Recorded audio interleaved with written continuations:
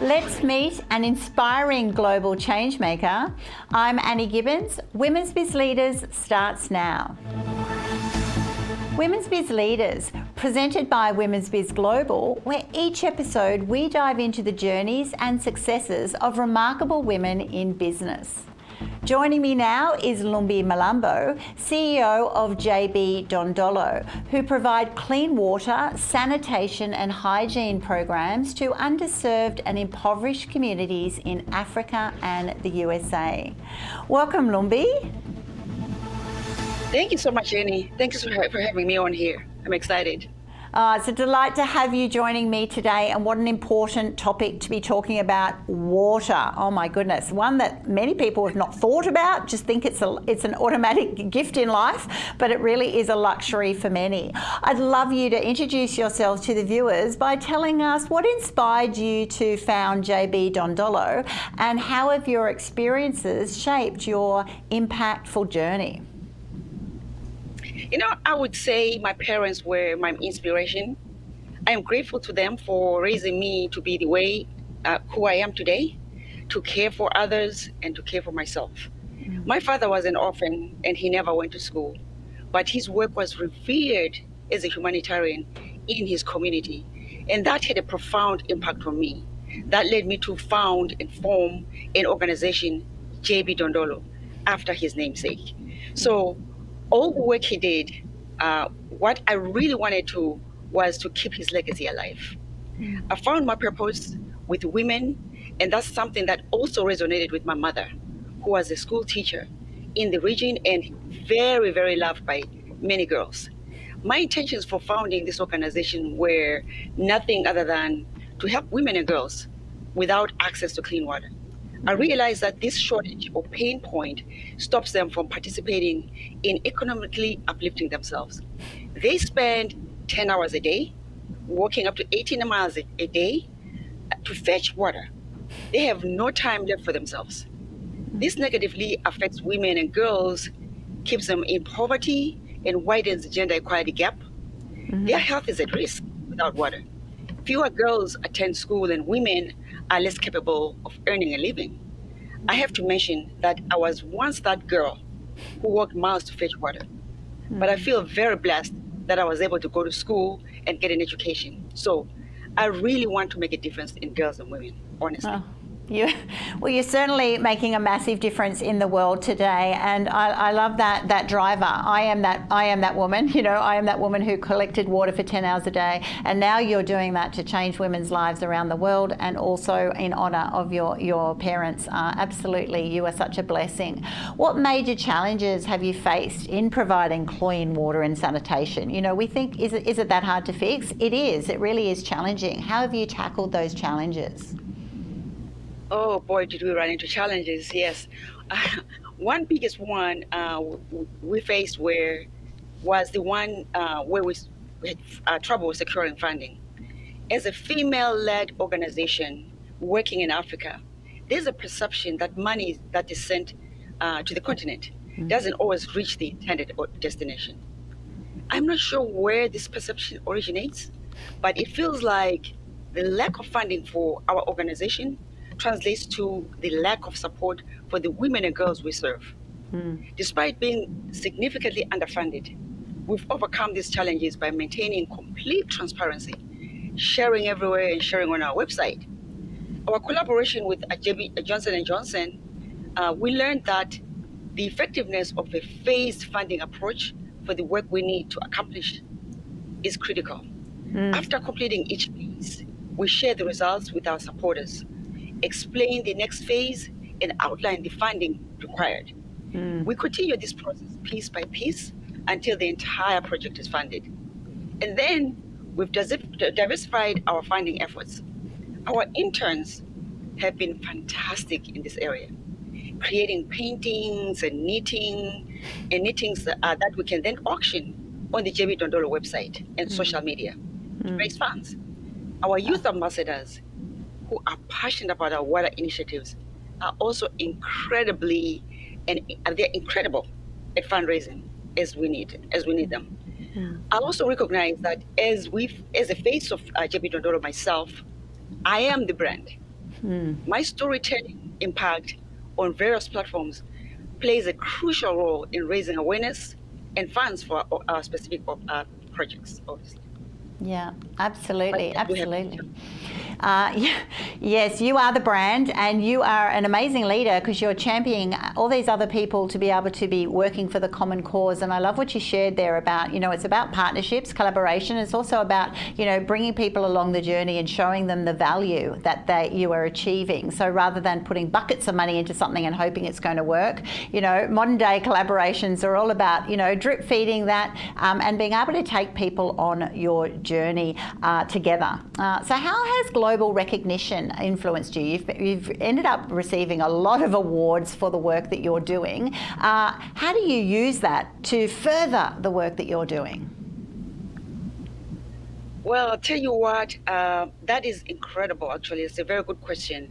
I am very grateful for the global recognition and publicity we receive all the time.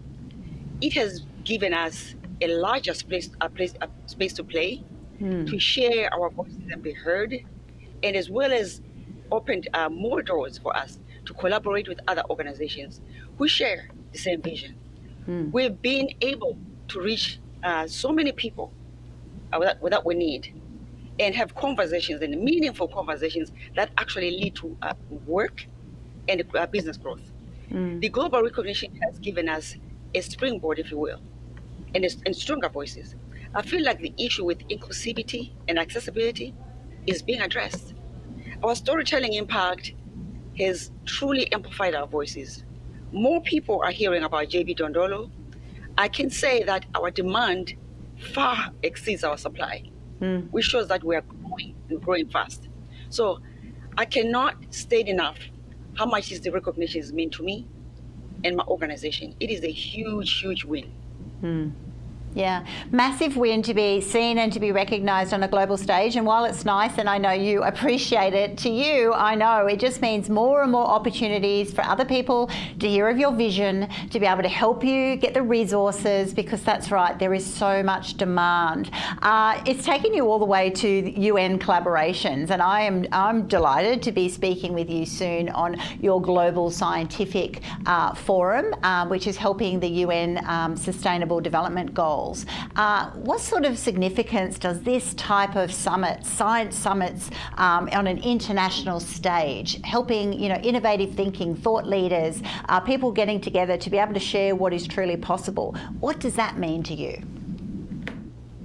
Oh, I am extremely grateful to convene 2 sessions at the Science Summit during the United Nations General Assembly, UNGAN 79, this September. I mean, we're talking about global minds coming together to advance science and innovation here.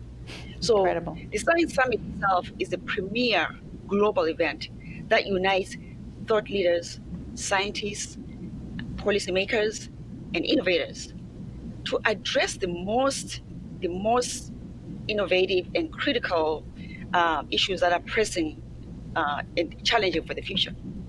It serves as a dynamic platform for showcasing cutting-edge research, sharing knowledge, and fostering that inclusive international collaboration. Because participants engage in sessions and plenaries and workshops that cover a broad spectrum of topics aligned with the United Nations Sustainable Development Goals, SDGs, right?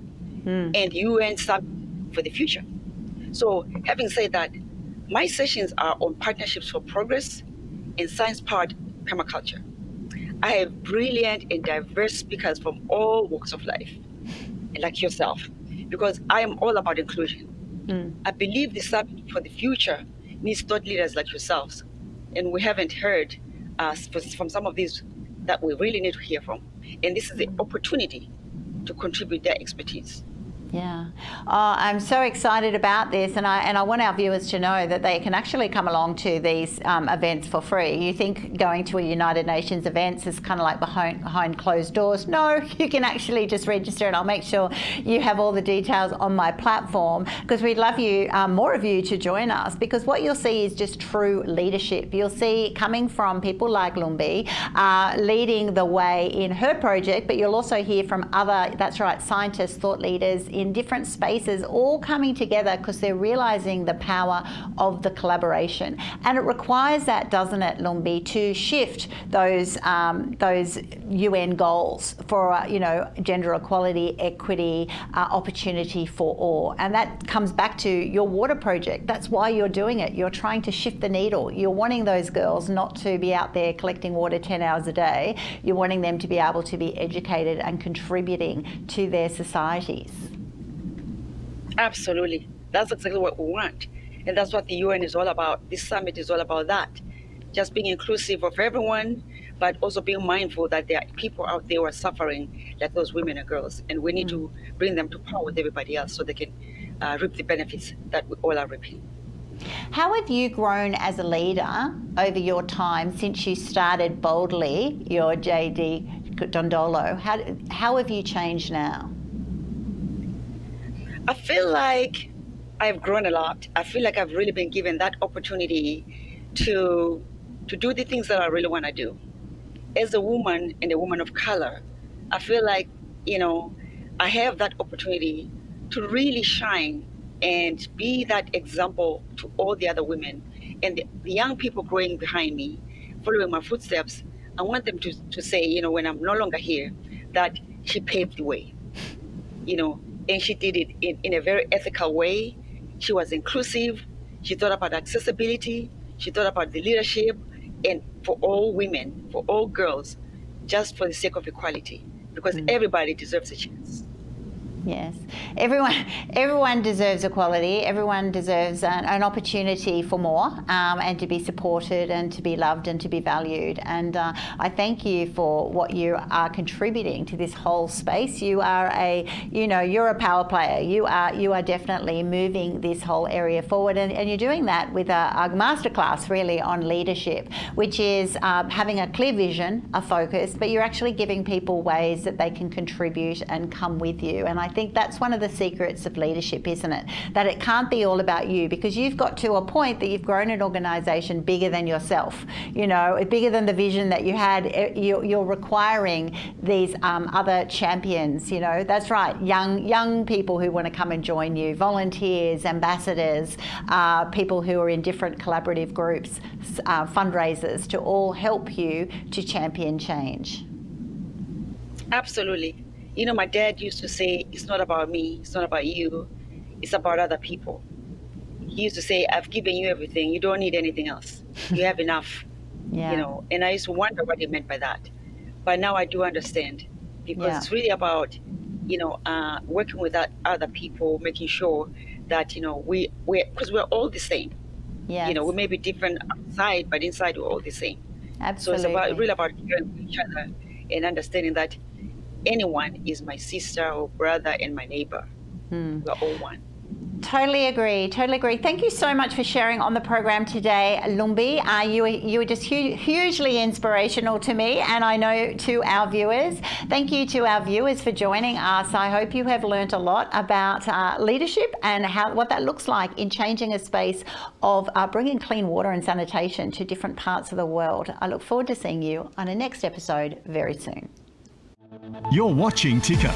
We'll have more in just a few minutes.